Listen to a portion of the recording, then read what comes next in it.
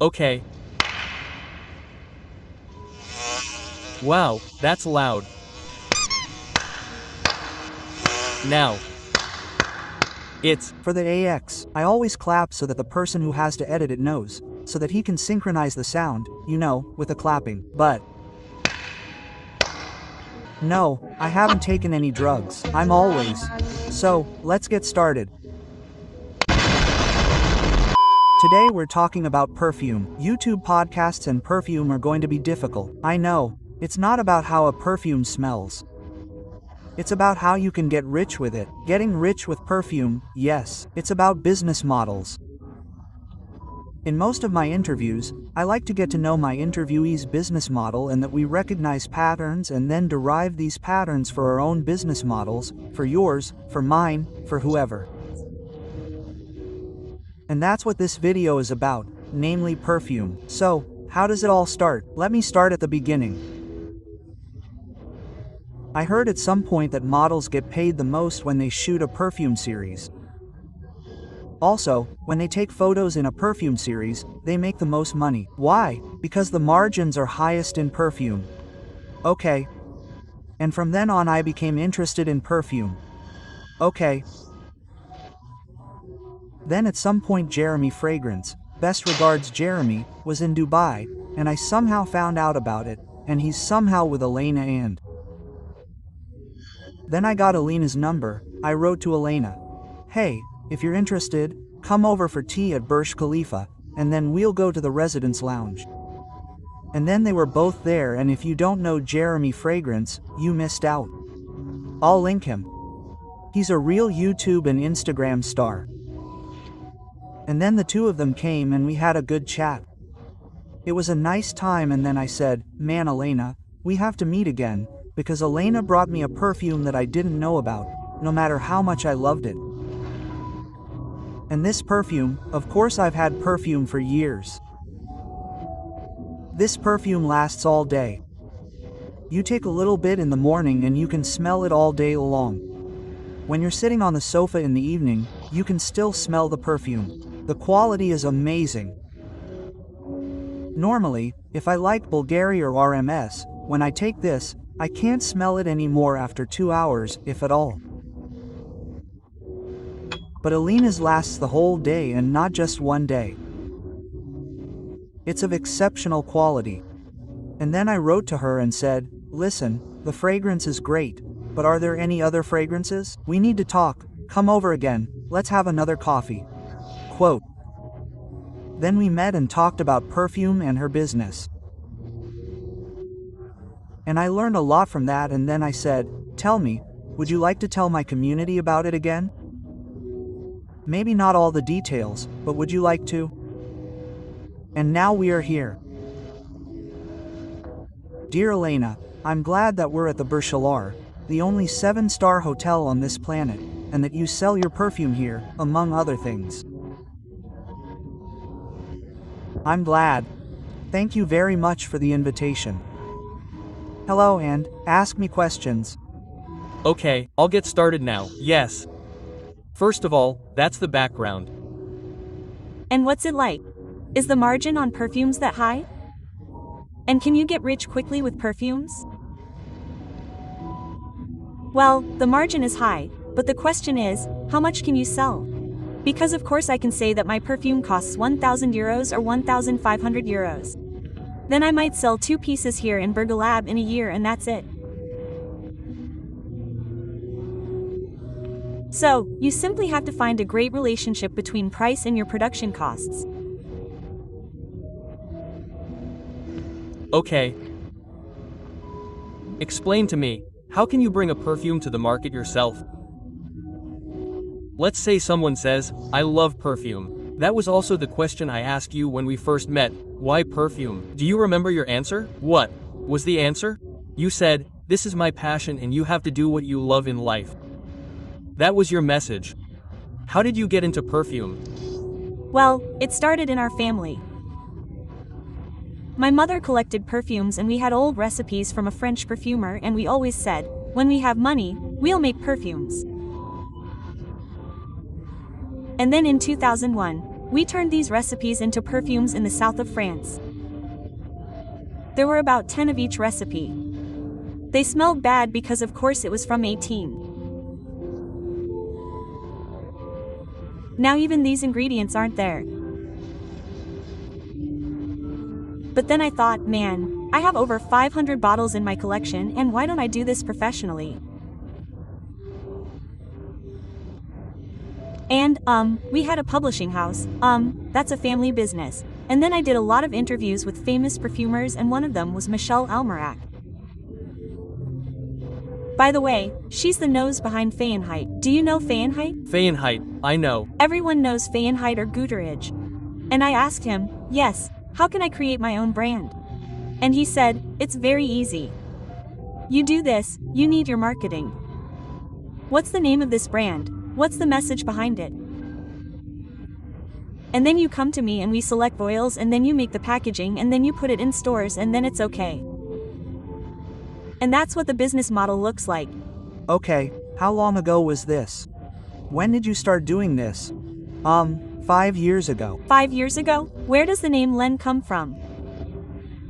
It's from this French perfumer who gave it to our family 200 years ago. His name was Francois de Lalin and my name is Elena. The abbreviation is also L, so that fit, and I worked with very good designers and he said, the name of the brand has to be short. So you can't start putting any stories into the name, because everyone from China to America has to be able to pronounce it. Okay, so I'm grateful to my parents for choosing Dirk, absolutely, that, and not Johannes or something like that. Yes, that's short, or Karl Heinz. Karl Heinz, exactly. Okay, so it starts with the idea. It has to be a short name that works internationally. Then Comes the packaging. the packaging, that's great. So it's not the scent that comes first, but the packaging first. What's important about the packaging? It has to be in the store. Imagine you're at Douglas or Albrecht in Frankfurt or here in the Dubai Mall and you see thousands of packages and you don't know what it smells like, which packaging to go for, and I'm convinced of that. You go for the packaging with the biggest letters and something interesting. I don't just go for the blue packaging or the pink packaging. I go for the packaging with the big letters and it kind of draws me in, and that's what it looks like. That's why I said that behind every fragrance there's a love story. This love story is funny, very, very short, so that a saleswoman can tell it in 2 minutes. And these elements of love stories are then depicted in a funny way, because perfume is a joke, it's not serious, and that's how it has to be on the packaging. Okay. What is the love story behind it? A love story is that each fragrance tells a short story that happened in a different city. And the great thing about perfume is that you can pack certain elements into each fragrance that make it a bestseller in a certain country. That is, we have statistical studies that, for example, in France, people generally like perfume, in Russia, people like flowers. In China, for example, they like oranges, orange blossoms, and so on and so forth. That means I'm writing a story about Paris. It's a fantastic, luxurious perfume for a sailor, and then there are elements of the story on the packaging. Done. Okay, let's stick with that. You have unusual names. The names of your perfumes, the brand is clear, but then each perfume has its own name. Would you like to name a few and tell us a little bit about the story behind them? The names fascinate me. Yes, I also think that the name of a perfume is incredibly important, because if one perfume is called Bergamot Isueu and the other perfume is called Varuk whatever, then I prefer to buy perfumes with interesting names. For example, my French name is Jan G for this Paris perfume, and the love story is that the person telling the story met a really great woman in a restaurant and she had a blue butterfly tattoo.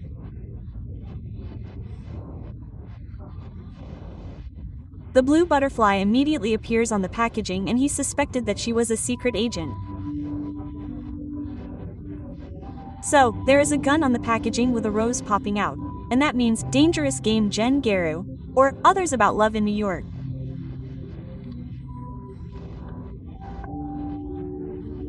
It's called Try to Follow Me, because I personally met a guy on a flight from New York to Monaco who is the world's best poker player. He makes money just by playing poker and he said, I can't concentrate on any woman because I'm in Monaco one night, in New York the next night, and in Zurich the next night, where the World Poker Championships are taking place. And that's why I thought, try to follow me, because women are running around after them. That's a great name for a fresh, sexy, sporty light, like Americans do. Okay. A name that stuck with me right away is Last Call to Ibiza. Yes, Last Call to Ibiza. What's the story behind it?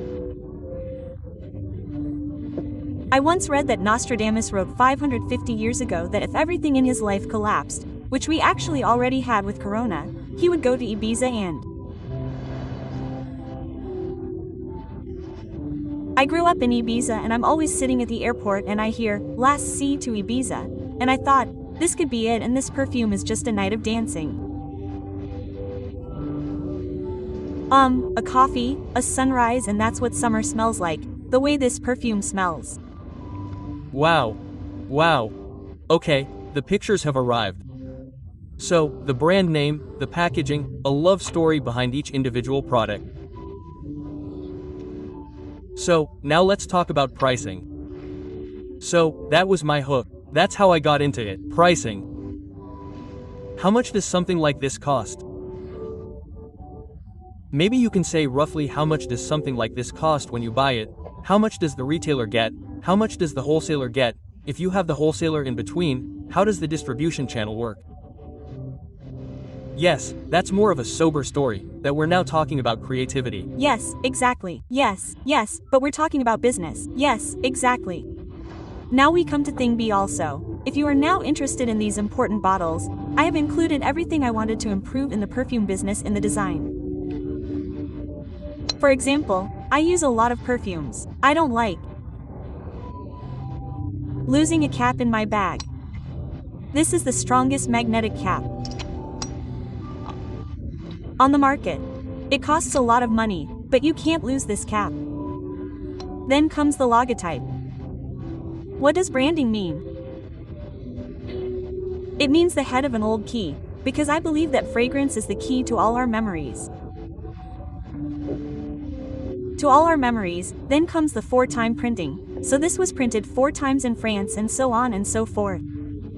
These things are incredibly expensive. And then, as a newcomer to this business, you come across the factories where they simply make 120, 130, 150,000 bottles for Christian Dior, for all sorts of brands.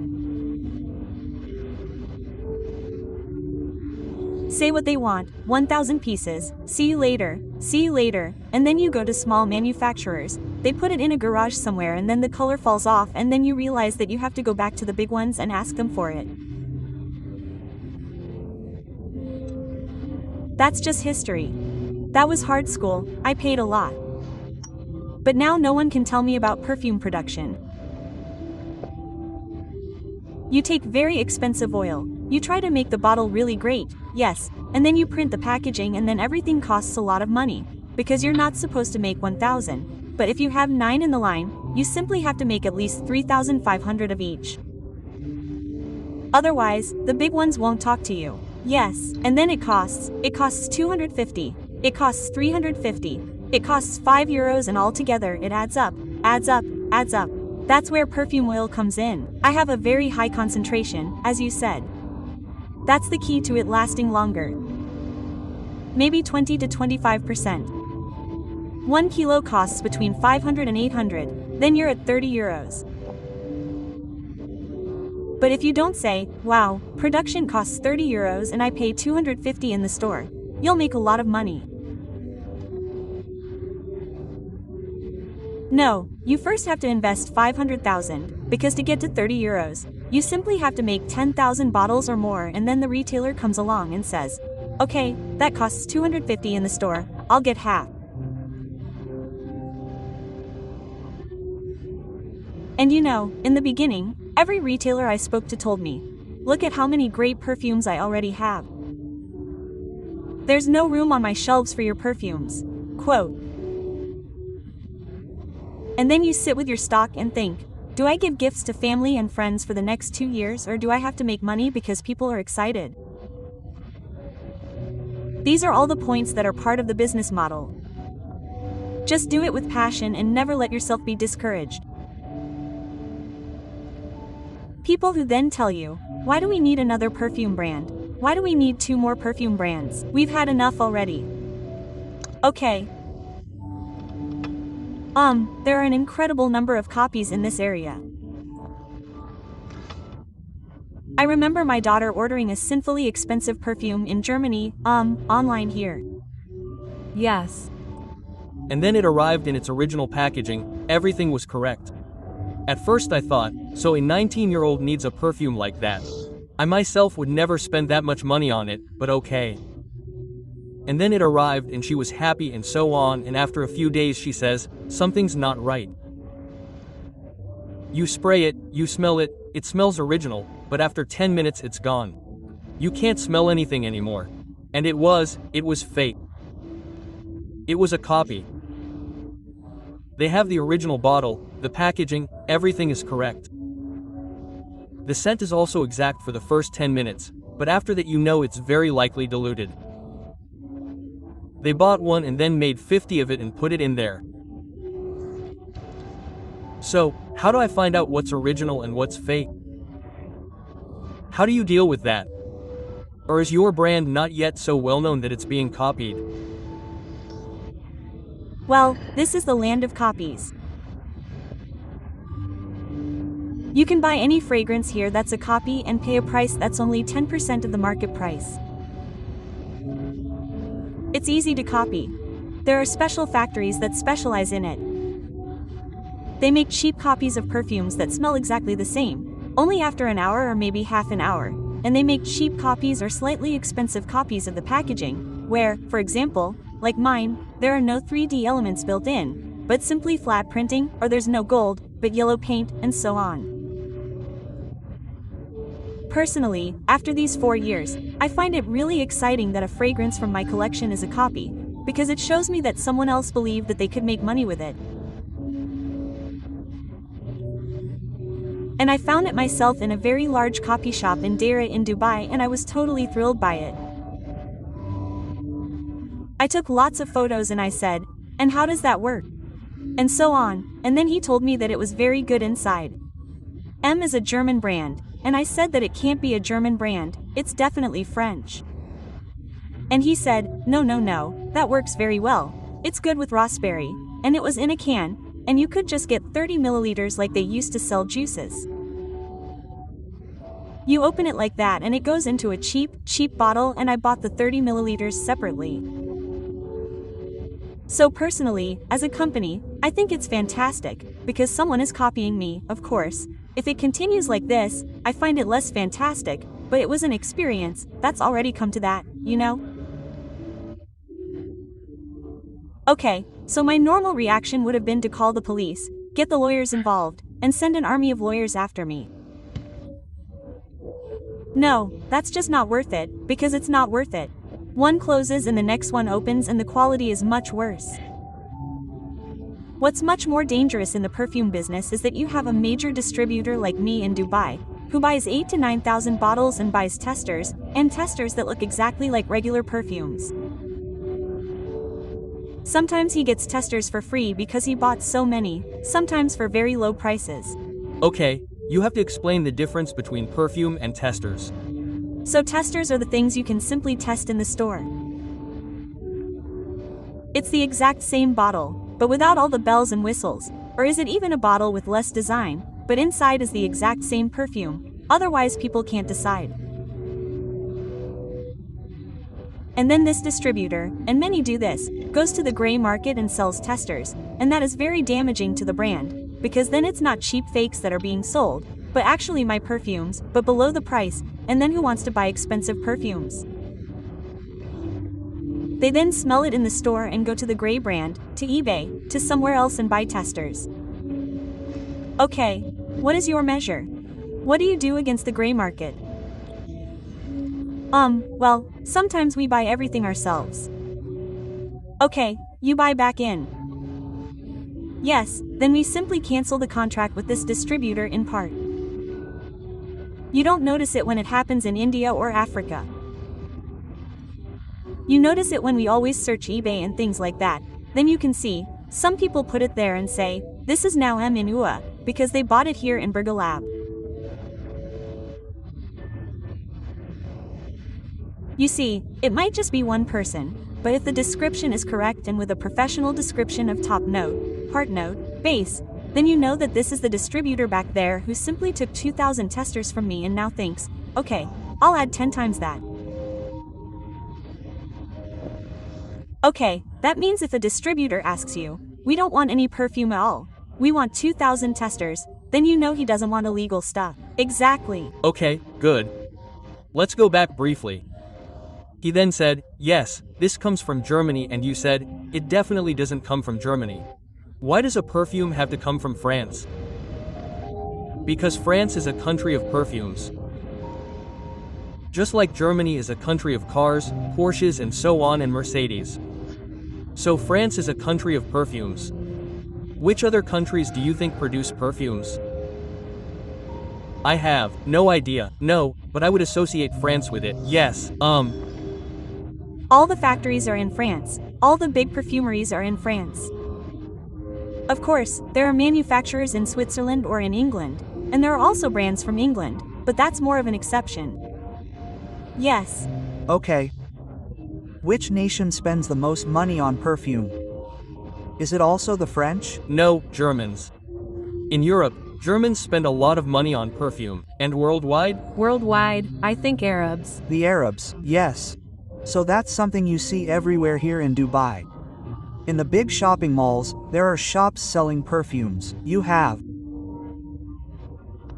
additional stalls in the aisles where you can buy perfume. And you can also enter every building and there's a specific scent. So when we come home, the guy Alrab, you come through the revolving door and you know you're home because it smells like that. That's quite unusual here with the Arabs. Yes. Okay, there. Sprayers. For example, if a German needs a bottle for 5 months or 6 months, they like to mix perfumes and then they need a bottle for 2 weeks, because that's nice for you. Yes, exactly. Then it's sprayed from top to bottom and never just one bottle is bought. Okay. So, now, the target group that this will be, we have to talk about the price again. At what price is it sold? In Germany, do you have different prices in different countries? Not really. It might be different. In China maybe 15% more, because that's then, or in Africa it's 15 to 20% more. But basically, the price should be the same, and I sell 4 perfumes on my website, no, 6 perfumes for 195. That's 100 milliliters of perfume extracts, and 2 others for 240. And I made an extra perfume for Bergalab. It costs €1,200 and you can only buy it here. And with that I can say that I am underpriced because it is an extract of the perfume and it is simply a very interesting design. It should actually cost $300 or $350, but I am just starting out and that is why I am doing it at a price where I think it is affordable for anyone who is interested in niche perfumes, for everyone, and you ask it according to the target group. Yeah, wait, I have to say for a moment, I don't know what your mood is like when you listen to the video or the podcast now. The perfumes that I normally buy are around, I don't know, €50. And then I treat myself to something and then it is 100 or €120. I think the most expensive one I had here was €180. I never told my wife. What do you mean, 200? 200. So the most expensive thing I had was 200. And now Elena says, yes, I'm still at the beginning and that's why I'm selling it for 250. Alright. So, that's also the limit when it comes to fragrance. Yes, and what we've just learned is that you don't have to get by on one bottle for half a year. The Arabs can do it in 2 weeks. So go for it. The entire interview is incredibly exciting and lasts 50 minutes. We're going to split this up. We're going to do 2 parts. So that was the first part and how to get the fragrances. You'll find out in the second part, or you can check out the show notes of the podcast, where we've linked the whole thing, or you can watch it below the video. But especially watch the second part. The second part is fantastic. There are also some cool mindset things to come. Independent perfumes are not interested in the business model and the mindset are worth it. I'd like to recommend 2 things to you now at the end of this video. Namely, the first part is in. The interview with Segan can be found here, the first part. It's really, really cool. And the second part is, this is what most salespeople do wrong. Take a look at this when a customer tells you that they don't have space in their store.